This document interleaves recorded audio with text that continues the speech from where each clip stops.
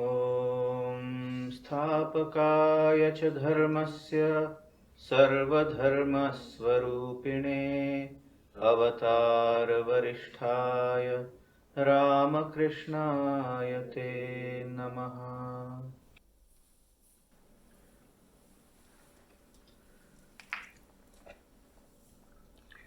Dear friends, welcome to the study of the Bhagavad Gita after our Christmas break.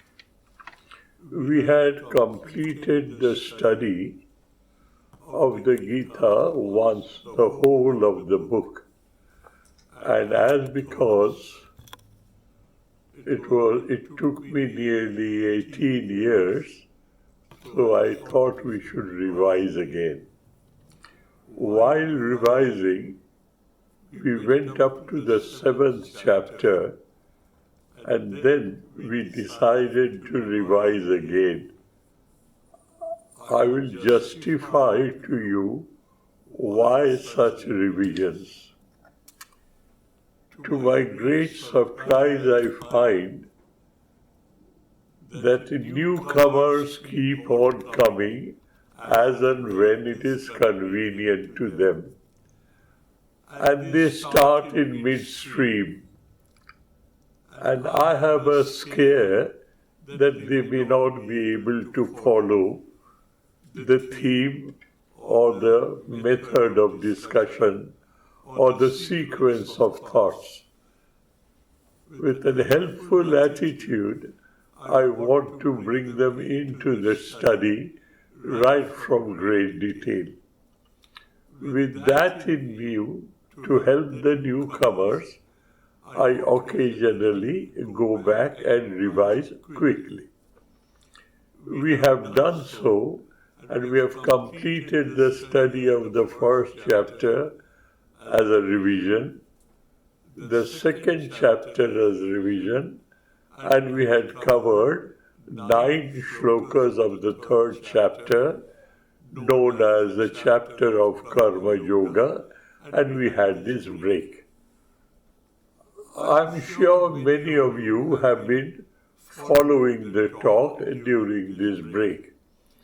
But as far as I am concerned, I would like to quickly refresh your memory up to the 9th shloka and discuss certain fundamental basic concepts of India's spiritual life and India's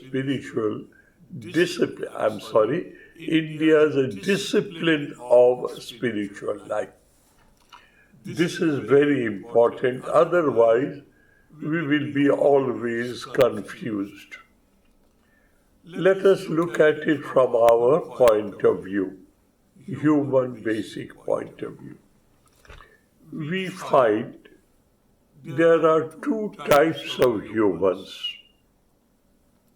One is very vivacious, very energetic, very outgoing, full of life, bubbling with life, as it were.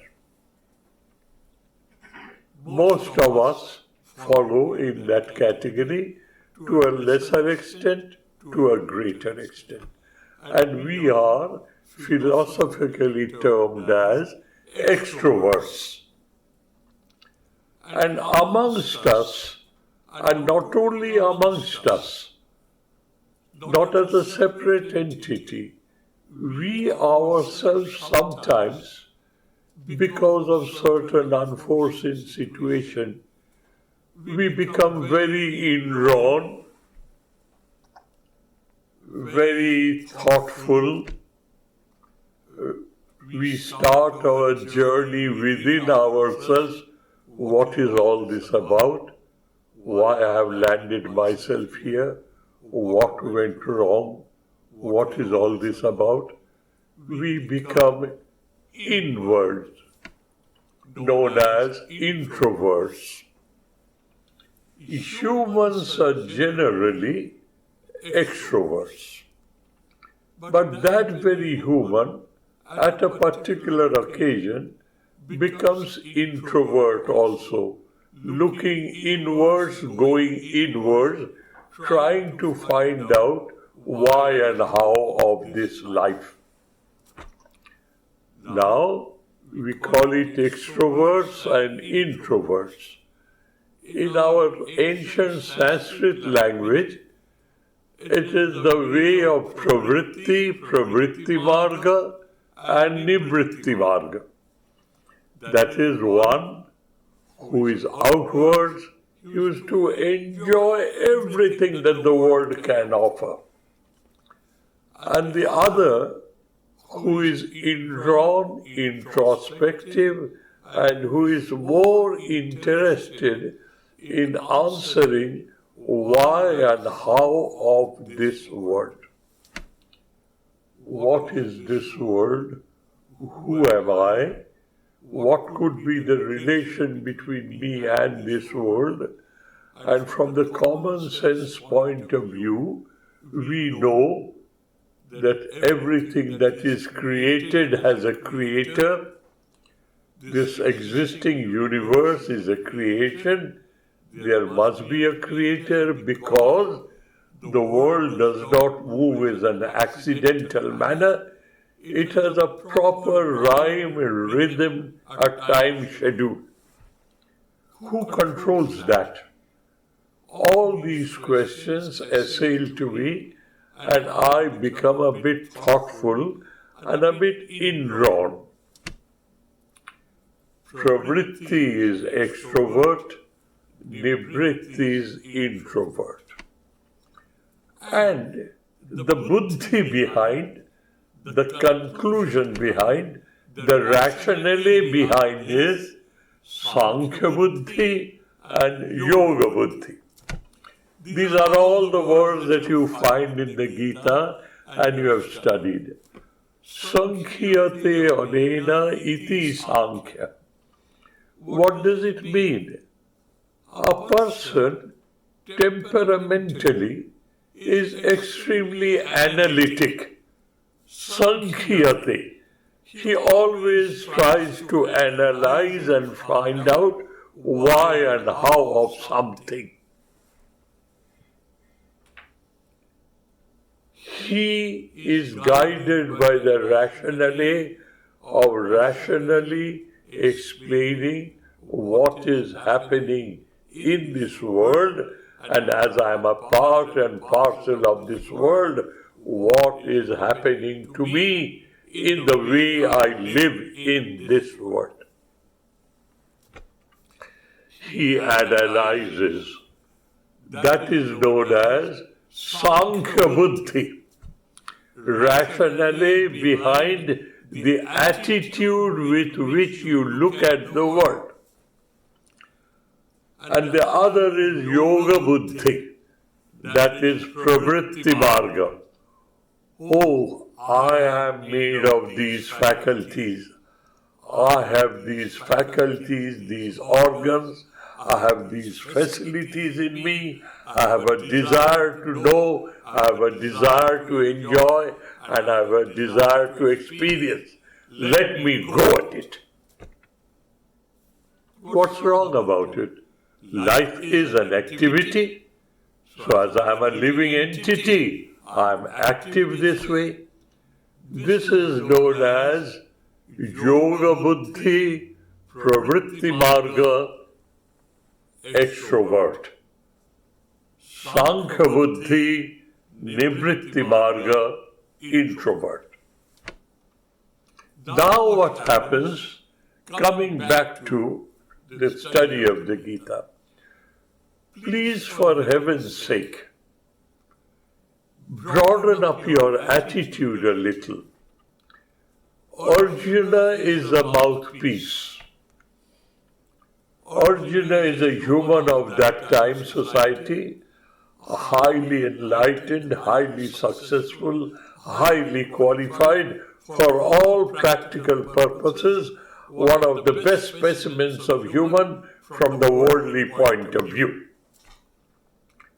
A warrior, a general, a leader, a this and this and this. He is dressed with all these excellent qualities. He represents the human society. His problems, to some extent, are our problems. So Sri Krishna has picked him up as a mouthpiece of human society. And Sri Krishna creates a situation where he finally wants to prove that however worldly educated you may be, however worldly achievements you might have had, however worldly successful you may be, there is an area of darkness in your education. This is the first thing he wants to prove. Why? An extrovert person is interacting with this manifest world and he is busy. He has no time to sit aside and think why and how of everything. He has no time. He is busy. So Sri Krishna creates a situation for that representative of humankind for all times. Arjuna put him into such a situation where he finds he is unable to cope with the situation with all his worldly achievements. Please kindly think of those lines. Don't be carried away by the dramatics of it. He is born a Kshatriya. According to that old system of classification, a Kshatriya is that type of a person. He belongs to that caste, that group of people on whom devolves the society trains and educates him up in such a manner that he is a defender of justice, defender of faith, defender of righteousness, defender of equity, defender of fair play. He is to look after it, that the society moves within these parameters. Fair play, equity, justice, so on and so forth. He has been trained that way. Now he is facing a problem. What is that problem? To keep his virtues, to perform his swadharma, his own virtues, he has to fight a war against unfair injustice. He has to fight a war. Good enough, Kshatriya has to fight a war. But war with whom? His collaterals. Of his collaterals, his grandfather is on the opposite side. All his teachers are his opposite side. All his relations and friends are in the opposite sides. And of the dearest cousins, they are on the opposite side, who are enmical. And those people to whom Arjuna is indebted, they have to be on the other side because Anyascha daso ayam purusha. They have eaten their salt and therefore they have been with them. And Arjuna, to defend equity, right and justice, righteousness and justice, has to kill all of them to rehabilitate the rule of law in Bharatvarsha or in India. Worst case scenario, you have to kill your near and dear ones in the process of fulfilling your duty. and Arjuna could not cope with it. When I say Arjuna is the mouthpiece of whole human society till the end of this world, what I mean is all of us, each one of us, in our own field of activity, we sometimes find we are in a situation where my call of duty wants me to do something which my heart is not prepared to agree to. For Arjuna, Sri Krishna chose a worse situation, killing the near and dear ones, respected grandfather, respected teachers, seniors, friends, and etc. We are not put into such a situation, but in a lesser degree we do find ourselves, this is what my sense of duty tells me to do. But my attachment is such, my heart does not want to do so. Where do I go from here? Should I sacrifice doing my duty of life to please my heart, my emotions, or should I follow the call of my emotions and sacrifice my sense of duty? In a small manner, in a high manner, we are all faced with this problem one point or other in our lifetime. Arjuna is facing a worse type scenario because Sri Krishna wants it to be that way. To kill. Here it may be to rebuke, to punish. That there, to fulfill the duties of your life, the only option is to destroy and to kill. This is how it starts. And what do we find? Arjuna miserably fails to fulfill his duties. He is unable to cope with the situation and he wants to run away from performance of his duties. While running away, he wants to justify with some very nobler statements. To cover up his track of being a coward, he speaks tall philosophical words. I don't need anything. It's better I'm a mendicant monk living on begging in the hills and dales and forests. I don't want my empire. I don't want to be an emperor. This is too much for me. It's heinous. I will not. I'd rather be a mendicant monk. We have read that. Thereby we find Arjuna is not able to cope with the demands of his sense of duty and his personal attachment based on likes and dislikes. Don't say it is a theoretical thing. Look at your own life, you will find it. You are in such a jam occasionally. The Gita helps you there. Do your duty.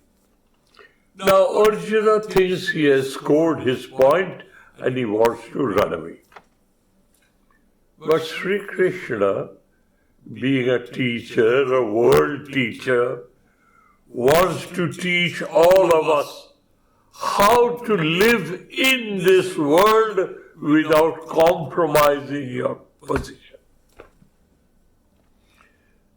That is, the way we know how to live in this world is not total, not complete. There are some dark points and areas which we are not yet exposed to. So we find he does not bring in the worldwide famous states of the indestructibility of the soul. He talks in a language which Arjuna would understand. He says, Arjuna, your this noble attitude of renunciating the world and renunciating your empire will cheat nobody, will deceive nobody. They would say, you are a paper tiger. When it comes to the crunch, you run away with the tail behind your hind legs, covering yourself with high-sounding philosophy. Don't do that. Klaivam masmagamah partha na etattai upapadyate. It doesn't behove you. It doesn't fit in with your lifestyle. Never do so. Don't behave like an imbecile coward. Get rid of this weakness of yours and establish yourself in the excellence and majesty of your own soul. This is the first lesson that he gives him. Arjuna is still not convinced. He says, how could I, dear Lord Krishna, how could I kill my grandfathers, Bhishma, and my teachers and etc. for a piece of throne, for an area of this earth, my empire? How could I? Arjuna speaks properly, correctly, thoroughly, without any self-deception. He admits his inability to find out a solution. And Sri Krishna says, firstly, that look, be sure you don't take any such decision where people will talk ill of you. Bhayat ranat upadate matsyanti tam tavahita ninnanti tava samartham ato dukkha tarak nukim. What could be worse that people will speak ill of you, a man of such outstanding reputation? Be aware of your reputation, Arjuna. Aware of your reputation. Ultimately, as a wonderful teacher, Sri Krishna brings him around in such a manner, his egoistic conviction that not to fight this war is the best solution.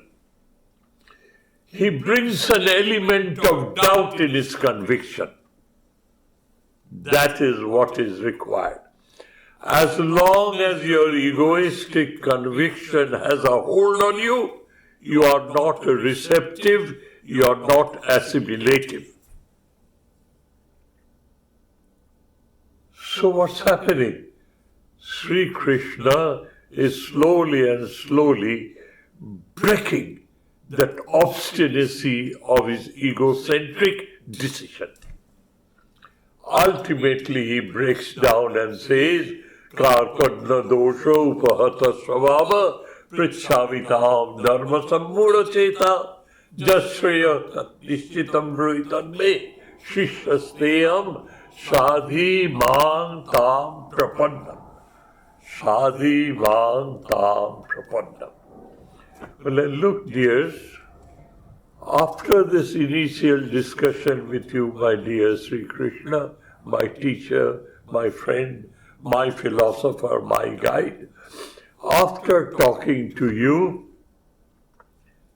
I feel I have all the faculties in me with which I can find out a solution. But I do not know how to utilize it. Like a miser sitting on a heap of wealth does not know how to utilize it for others or for himself. I am almost like a miser. Though I am aware of these faculties in me, I am unable to sort out this problem of mine. Therefore, dear Lord, I take shelter under your benign guidance, and I beg of you to teach me. Please don't be carried away by the dramatics of it. To be a spiritual person, what your name, what this name as a spiritual aspirant, you have to be assimilative, absorbent. And then only you'd be a learner, modesty and humility. The lesson of this area of the Gita is, if you want to make a man of yourself, you have to be very humble, very modest, ever ready to learn from how to sweep a floor, or how to keep a wick on a lamp, or how to go into nirvikalpa samadhi. That learner's attitude based on humility and assimilativeness and modesty has to be uppermost in your mind. This I quote from the Holy Mother's statement. Holy Mother was asked to say something about her matchless master, Sri Ramakrishna. That women, they talk about their husbands, you know. Somebody asked the Holy Mother, what about your matchless husband? He says, how can I explain to you the area through which he educated me? From sweeping the floor thoroughly, correctly, to put a wick on a lamp, and to go into nirvikalpa samadhi. This was the range of education that my matchless master educated me about. And she was a learner all through, with modesty, with humility, with assimilation and absorption. So please, for heaven's sake, don't get carried away by the dramatics of this epic. Always try to find out what education is hidden for yourself to be educated for the higher values of life. When Sri Krishna finds him in this mood, he tells him about the indestructibility of death. Indestructibility of the soul and inevitability of death. The two things, indestructibility of the soul and inevitability of death. Jatasya dhruvo mrityu. Once you are born, whether you like it or not, whether you plan for it or not, you will die one day. It's an inevitable fact of life. Whereas, dehi nitta abaddoam dehe asmin bharata. He who resides in body, the subject matter of I am, he is indestructible, he is eternal, he is infinite, he is absolute, therefore he is non-perishable, indestructible. Two things. Cutting this short, he ultimately tells him how to live in this world. Perform your duties of life in such a manner. The results of your performance does not cause any bondage to you. That is the essence of Karma Yoga.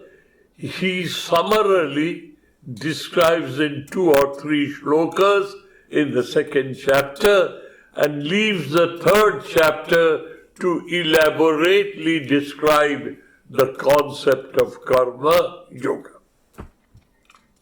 And at the end, he extols, he praises, he admires the state of a Sthita Prajna Muni, a man whose wisdom is totally poised in the awareness of the excellence and majesty of his own being, his own soul. Sankhya Buddhi and Yoga Buddhi. Yoga Buddhi is the secret that Sri Krishna will teach all of us. Has started in the 2nd chapter, he will elaborate it in the 3rd chapter, which we are now studying. And Arjuna is a bit confused. So much of wisdom has been told to him after he says, Sadhi Mam Tam Prapannam. From that state to the end, Sri Krishna has flooded him with exalting attitudes towards life.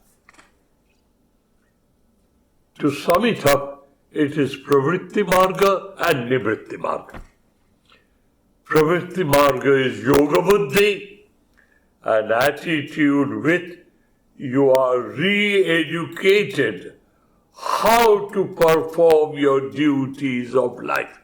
The way you do it is erroneous. You must learn to do it in a better manner. That is Yoga Buddhi, Karma Yoga. And what is Sankhya Buddhi? All those few shlokas starting from Prajahati Jada Kaman Sarvan Parthamanogatam, and the last is Esha Brahmi Sthiti Partha Nainam Prapya Vimujjati Sthitva Syanta Kalepi Brahma Nirvana Vichyati. How to have Nirvana Mukti. You don't come back again, you merge with the Absolute. Yoga Buddhi and Sankhya Buddhi, in essence, has been expressed clearly in the 2nd chapter. Now we come to the 3rd. Excuse me for this elaborate description for you to understand and to retain and to revise as and when it is possible for you, so that you become at home with these ideas. And that is what spiritual growth is, to be at home with these character-building, man-making ideas, as Swami Vivekananda called them. Now, Arjuna is still confused. What is his confusion now? His confusion is graphically described in the very first shloka of the 3rd chapter. The 3rd chapter starts with Arjuna's questioning. What is Arjuna's questioning? Jayasi chet karmanaste mata buddhir janardana tatkim karmani ghore mam niyojayasi Keshava. Hey Keshava, you are my friend, you are my philosopher, you are my guide, you are my well-wisher. You say by yourself, your own words, that Buddhi Yoga is better than Karma Yoga. You say that in the 2nd chapter. And at the same time, you are asking me to perform my duties of life according to Yoga Buddhi as a karma yogi. Why are you putting me into this quandary? When you say this is better than that, and you ask me to go to do that and not the better one, what type of a well-wisher you are? What type of a friend you are? And what type of a person you are? I have surrendered myself totally to you. And you are giving me the second best and reserving the first best for somebody else? How can you justify yourself doing so? That is how it starts. According to you, Buddhi Yoga is better than Karma Yoga. You have told me that in the second chapter. And you are forcing me to perform Karma Yoga now. That I don't run away and I perform my duties of life. That is what you say. What type of friend you are, my dear, that you are offering the second best, keeping the first choice to somebody else? How do I justify this, your action? And then he clarifies himself, Arjuna. Vyamishrena vabhakyena buddhir mohaya shiva me tadekam vada nishchitya jena sriya ayam apnuyam. Well, look, dear, you are talking to me in an enigmatic manner. You are talking to me in a dialectic, in a manner which can meet both ways. Don't mix it up for me, dear. Tad ekam bada nishchitya. In totality, in finality, tell me one aspect of my life which I should follow to make a man of myself. Vyamishrena vabhakyena. You're mixed up. Mishran means mixed up. Mama buddhi mahayashi. My wisdom is under clouds. I'm not very sure what is good for me, what is bad for me. Tad ekam vada nishchitya. Of the two, tell me which is the best of mine without any ambiguity. By means of which I attain the supreme goal. Please kindly help me out. Tell me specifically what is the best for me. I will do that, by means of which I'll reach the ultimate goal. This is how the third chapter starts. Arjuna is imploring Krishna on our behalf to clarify the concept of Karma Yoga and concept of Buddhi Yoga. Sankhya Buddhi and Karma Buddhi, Yoga Buddhi. These are the two. Buddhi is an attitude, rationally conviction. So this is how the third chapter starts. Sri Krishna knows what he is doing. Though Arjuna hears him, but because of his limitation of understanding, he does not understand specifically what Krishna is telling or teaching. So he is confused. So Arjuna will now be told by Krishna what is what? The third shloka. Loke asmin dibhidha nishtha pura prokta maya he anagha. Anagha means a person who is sinless. Sinless means a person who is not a victim of his passions. When we are a victim of our passions, we go wrong. We become angry, we become greedy, we become jealous, we become vengeful. When we subject ourselves to our passions, our desires. Anagha means a person who is no more a subject to his passions. He has total control on himself. Therefore, cause being sinful does not arise. The cause to be sinful does not arise.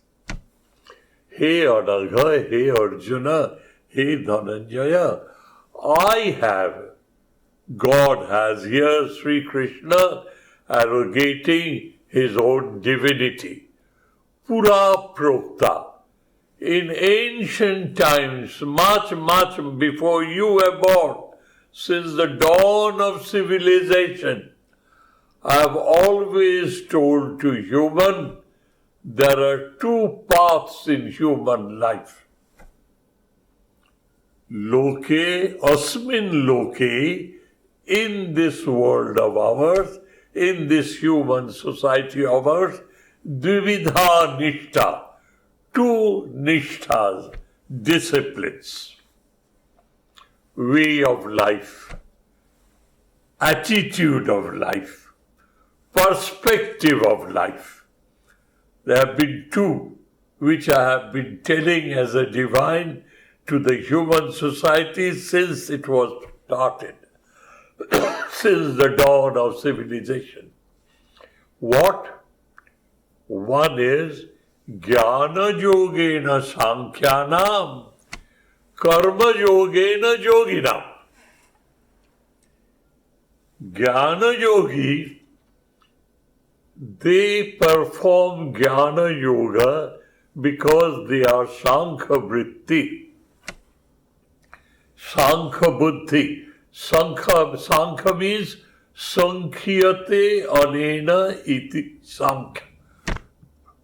An attitude by which you are very analytic.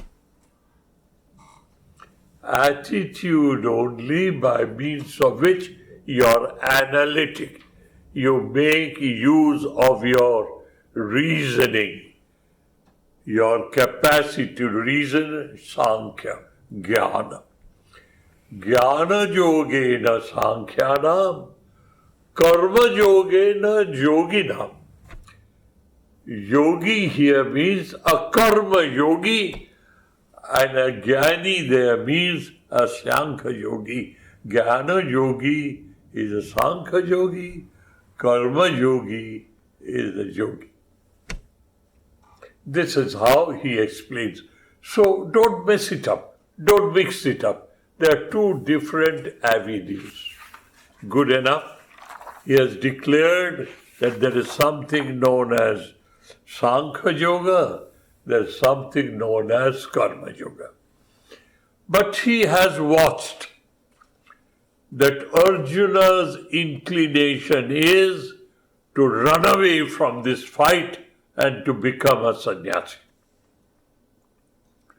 That is Arjuna's inclination, and he has totally understood that. So he is now being extremely practical. You can't imagine how robustly practical the Indian discipline of spiritual science is. Here is one of the shlokas in our scriptures which shows you how practical it is. What does he say? Na karmanam anarambhat naishkarvam purushoshnute. Karmanam anarambhat purusha naishkarmam na ashnute. This is the paraphrase. As soon as you paraphrase it, it becomes very easy. What is it? Karmanam anarambhat. Without starting the performance of your duties of life, you cannot go beyond the concept of non-performance. You cannot achieve the concept of non-performance. That's it. Let's stop here. Sri Krishna is saying, without starting performing your duty with a proper attitude and perspective, you cannot reach that state where you are nishkarma. You do not perform anything. You are an observer of the world's movement. I am doing. The next is self-deception. I am doing nothing. As of today, why cheat yourself? Analyze your own words. You are saying, I am doing nothing. That means you are doing something which you use the word nothing to explain. I am doing nothing means I am doing something which you know as nothing, but you are doing. Naishkarma means this human who is involved egoistically in his work, this human can detach himself and establish himself in the magnificence, in the glory, excellence of his own being. I am eternal observer. I do nothing. A human being can reach that state. Without starting doing it with all errors, you will not be able to rectify your errors and reach that state. You have to start working. This is the concept of Karma Yoga. Life and activity are synonymous. Life flows. What is the flow of life? A series of unstoppable activities, one after the other. When activities stop, you are declared dead. When your heart is not functioning, your brain is not functioning, your lungs are not functioning, no organ of the body is functioning, you are like an inanimate object. And the doctors measure your activity and say, no, there is no activity in this body, it is dead. So activity and life are synonymous. So you can't remain without any activity. I am. The awareness of my amness is an activity. I am aware, I am. I am aware. That is my activity. So without working with your egocentricity, you cannot go beyond that. It's a process of walking through the forest. The forest is there, here is the meadow. You walk through the meadow, you enter the forest. You have to walk. till you go beyond the forest. You have to cross that. You can't avoid that, nor can you, like a Hanuman Swami, jump it across. You have to walk through it. That is what is said. You must learn to walk your walk. This has been a common phrase in English these days. You must learn to walk your walk. You can't stop walking. So, na karmana tanarambhat. Without starting performing your duties of life as you are today, while performing your duties of life, you continue to assimilate new ideas and put it into practice. You assimilate, you absorb, and you put it into practice. And slowly and slowly and slowly, by the force of habit, in Sanskrit it is said, abhyasa balat, the force of habit will saturate your personality, and because of that force of habit of practicing Naishkarma Siddhi, you will become a Naishkarma Siddha at one point of time. To deceive yourself by sannyas, I am a sannyasi, I do nothing.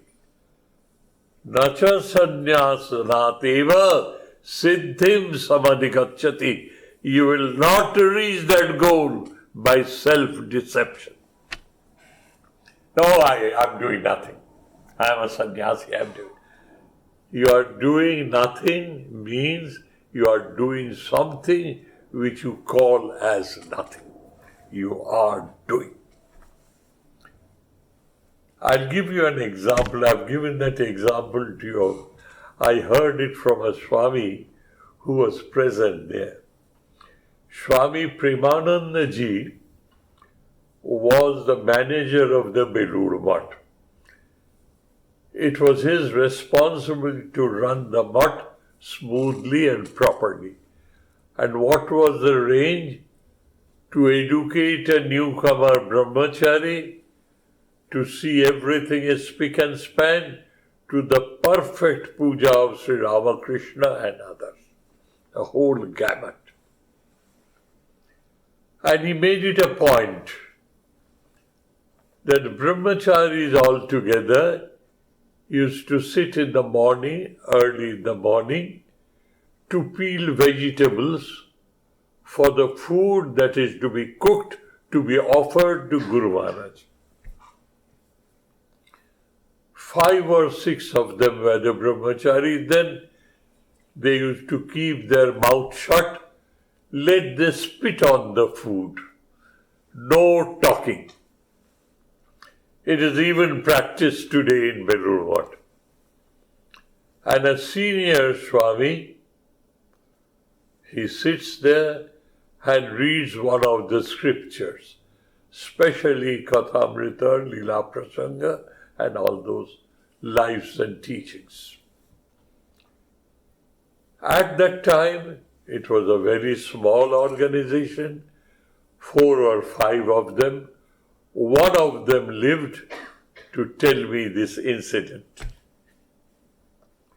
What was that incident? Very funny. Until and unless you know what it means, you will not be able to understand. They were reading this part of the Gita, that you have to go through karma and then slowly and slowly outgrow the concept of karma and establish yourself in Naishkarma Siddhi, Nishkamaka. What does it mean? It's all words. So Premananda Ji got excited. Boys, don't you understand? Now look at me. Boys, don't you understand? He was a realized soul. He could to switch it off like that. Look at me. And what did he see? He was peeling a potato.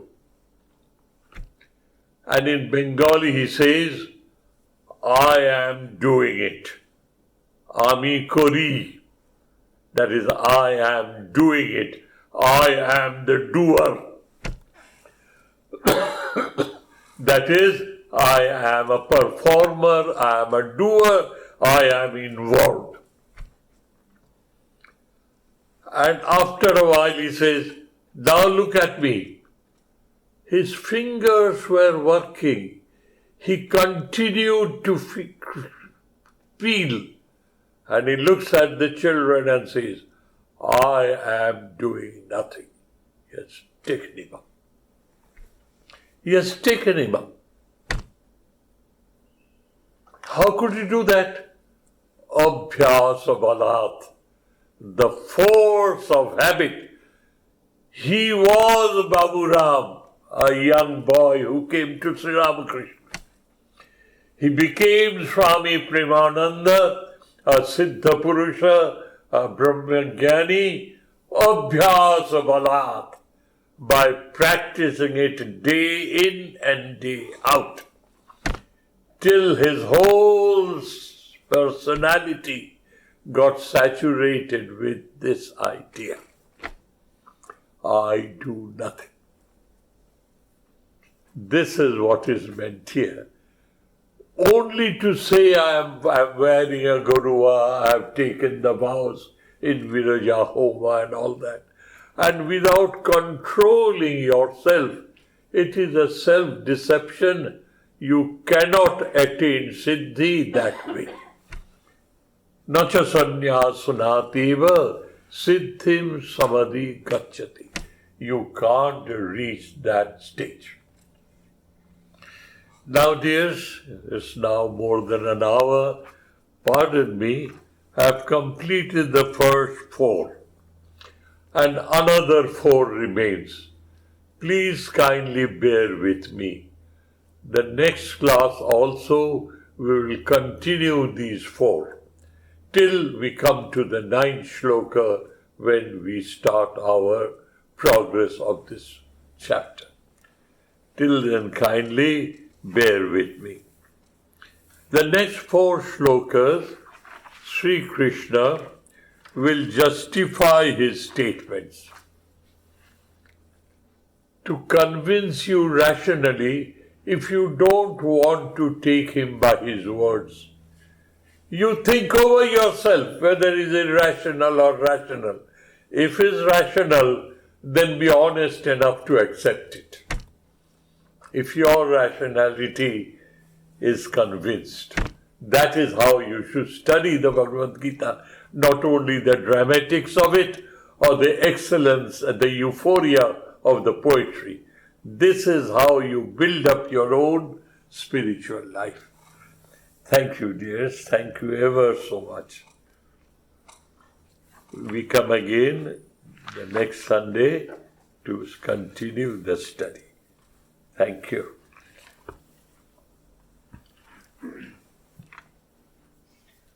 Om Shanti Shanti Shanti Harihi Om Tat Sat Shri Ramakrishna Arpanamastu.